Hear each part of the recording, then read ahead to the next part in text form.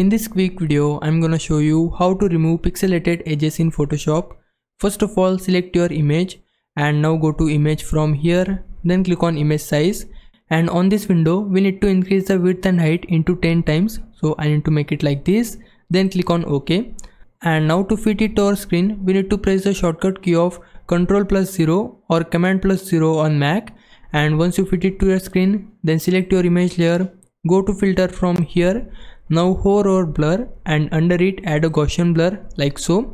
And here we need to increase the radius of Gaussian blur until all the pixelated edges are gone like so.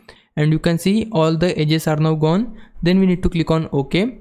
Then we need to add an adjustment layer. For that, click on this adjustment layer icon, and from here add a curves adjustment layer. Then double tap on the curves, and on this window we need to drag this left handle into the middle like so. Then drag the other handle too and make it in the center, and you can see the pixelated edges are now gone from my image. Now if it was a big help, can you like this video and subscribe my channel. For now, thanks for watching. Bye bye.